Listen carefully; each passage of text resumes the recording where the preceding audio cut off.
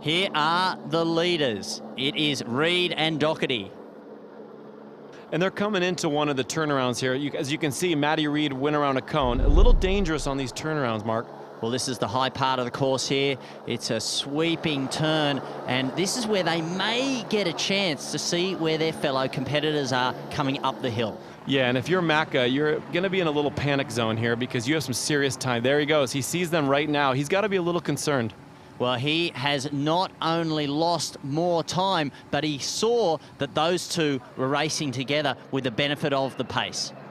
Yeah, and here comes the Chinese athlete. He's on a road bike, which is different than the time trial bikes these other athletes are using. So no aero bars on the setup, and that means that his aerodynamic is severely compromised. Look at Chris McCormack is coming up fast. Yeah, there's a sense of urgency for him here. He knows that if he wants to catch them before the run, it's got to happen now, very early in the race. Well, he's known as a great cyclist. Now back to the women's field, and Groff is now in second position, and it is Nikki Samuels of New Zealand, who recently won the New Zealand Women's Road Cycling Championship, is showing her strength. And here comes Macca.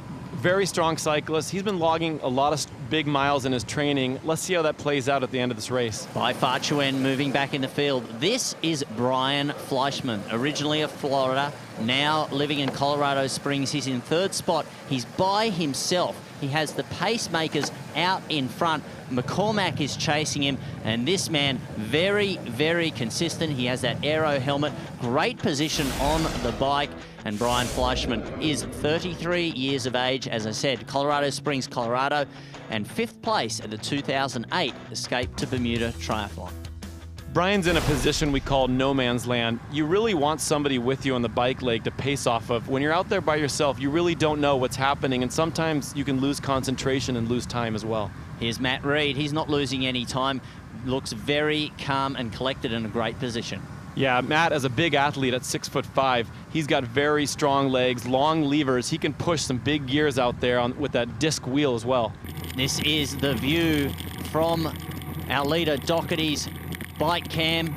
Matt Reid now overtaking, and you can see the effort on his face. Yeah, these two are working together. They know that they got to keep putting time into Macca. They cannot have Macca with them at the start of the run, so they're going to work together, encourage each other, push each other, and try and drop Macca and add as much time as possible. And at the latest time check, they are indeed putting time into Chris McCormack. They are extending their lead as they head into the transition. Matt Reid is our leader right now, 37 years of age, lives in Boulder, Colorado, originally from Australia, and he competed right here in the Beijing Olympic Games. Back to the women, Nikki Samuel is in the lead, and the fact that she doesn't have aero bars isn't slowing her down.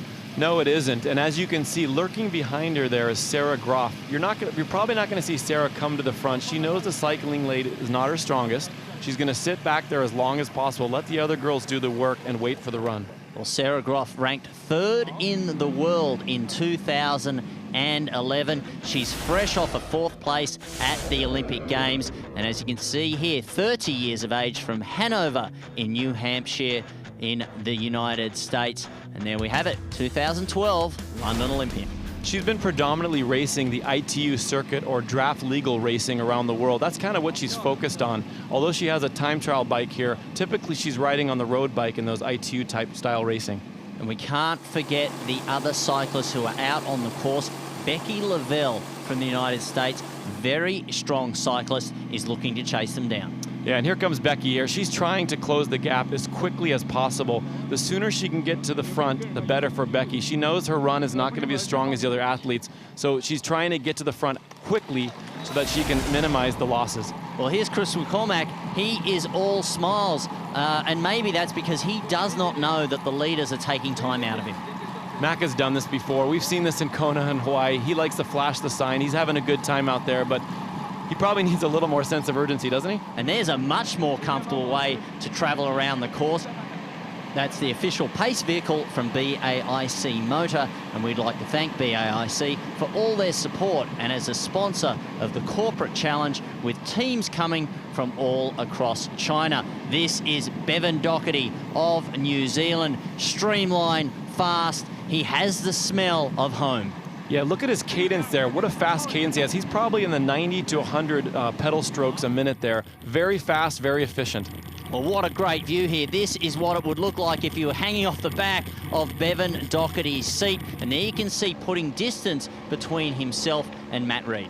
Bevan's probably one of the best runners in the field today, but he would like a cushion on both Matt and Macca if it's possible. Bevan Docherty, he has competed here in China about 6 times. He was here competing in the Beijing Olympics. He got a bronze medal there. Let's take a look at Bevan Docherty, 35 years of age, from New Zealand, but he lives in Santa Cruz in California. And 3rd place at the 2012 Escape. Well, Chris McCormack is on the hunt right now.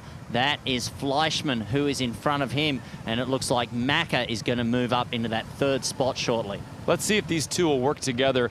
Generally, if they know there's 2 guys up ahead, they might try and work together to try and close the gap and wait for the run. Well, if you're Brian FLEISCHMAN and you led out of the water, this has got to be one of those tough parts of the course where you really have to focus on your mental strength. That's true, but you know, as Brian, he's a strong swimmer, you know, and he knows the guys ahead are world champions, and he's doing really well right now. On board with Bevan Docherty on the climb. Bevan's a really strong climber, and he's going to try and put a little gap here on Matt Reed. He's a lighter athlete in weight, so he's going to put a move on here and try and get rid of Matt. Well, he has been able to do that. We're right up the top of the climb here at Qianling Mountain Road, and as you can see here, he has extended quite a significant lead over Matt Reed. Will he be able to hold it? I don't know. Matt's a great descender. He's someone that could probably catch up. He takes a little more risks than Bevan here, so we'll see what happens. Oh, look, here comes Matt Reed around the corner. He's going to try and minimize the damage here and really make up for it. Probably take a few more risks on the descent here. Well, that's a significant lead, given that it's only been about a 4-kilometer uphill climb. Yeah, it is. But you know what? Watch. Let's see what happens here with Matt on this turnaround here and what he can do on this descent. So how much does the downhill enable them to recover as opposed to them needing to focus on the technical aspects? Well, you might have your heart rate come down, but you need to be really focused on what's coming. The speeds are much faster, 64K an hour in some cases, so you really have to be heads up on what's coming out from the different angles of the race. McCormack now gets closer to 3rd spot. Oh, rocketing down the hill. That was Matt Reed, and he's chasing down Docherty. They do have to descend through a very narrow part of the road. There's a very charming village that they get to see, but already Reed is down on the flat. Yeah, you could see Matt's face there, and there's Bevan's got a bit of a gap here, but I expect Matt to pull this back. It's a flat section, and Bevan may even let up a little bit so the 2 of them can work together again for to get rid of the chasing athletes. Both these athletes have so much experience at the international level. They've been at the top of the class for so long now. There we see Reed going around the corner. A lot of focus needed, and now out of the saddle, really pushing that power forward. This course is very tight. Look, this road is very narrow. These guys have to be very careful. This is a local village that they're coming into now. You can see the high cadence. That means the rotation on the pedals as a New Zealander is looking to get a gap going into the run. And they had a chance to see Macca and FLEISCHMAN coming up the hill, so they know exactly where they're at, and they kind of moderate what they're going to do with their efforts the rest of the way here. They do want to save some energy for the painful 10-kilometer run ahead through a charming village. It's a great scene here, the 2012 Beijing International Triathlon, presented by Beijing Capital Land.